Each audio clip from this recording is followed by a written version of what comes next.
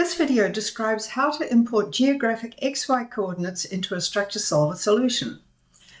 You may wish to do this if your solution was created from an image of a seismic section along a track with one or more line segments.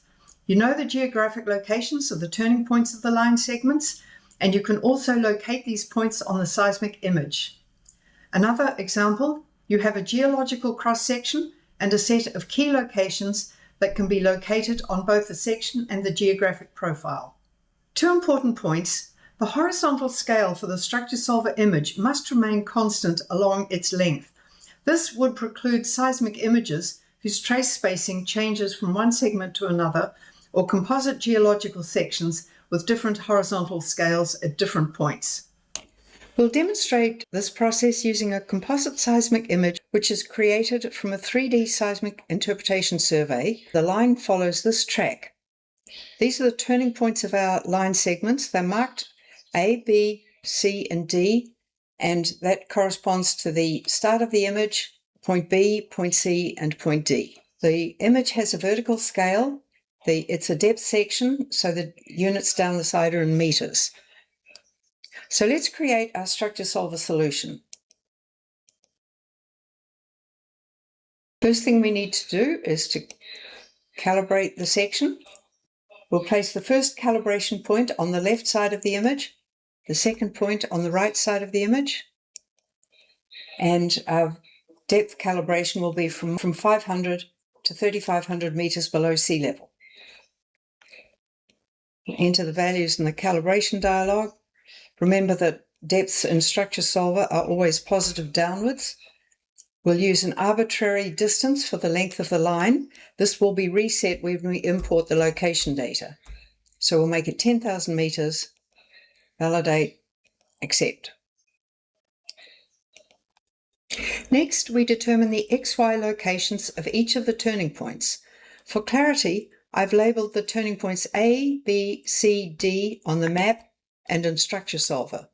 First, we need to measure the distance along track of each point in StructureSolver. To locate and measure, 0, point B is 3967, C 6466, and D will be 10,000 meters.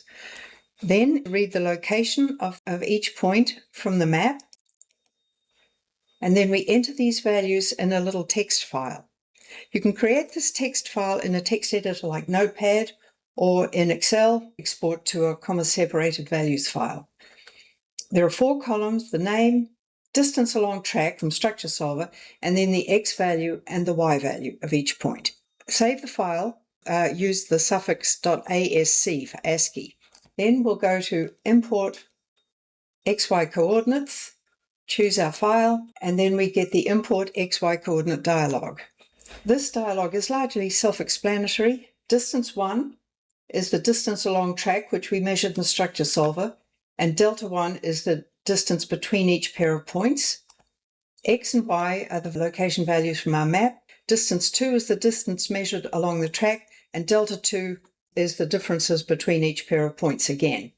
Obviously, the distances will be different, but the important thing to look for is that the ratio between the delta 2 and delta 1 are consistent.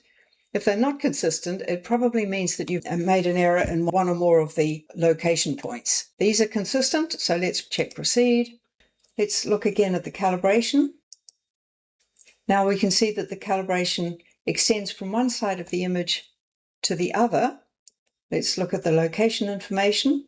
We not only have a distance along track and depth, but we also have an XY value, and these values correspond to our location information. We also now have a base map available, so let's look at the base map. And again, if we go back to locate and measure, we will see that each of our points corresponds to the turning points on the map, as expected. D. Point A is slightly inside the end of the line as shown on the map. That's because our calibration rectangle now extends to the edge of the image. So now our StructureSolver section has full 3D location information. For more information, go to the StructureSolver Help Manual. In the Export and Import menu, import XY coordinates, and see details and another example. You can also query AI to find out information about StructureSolver. Here's an example. How can I add geographic locations to my StructureSolver project? And Google Gemini gives us a surprisingly detailed answer.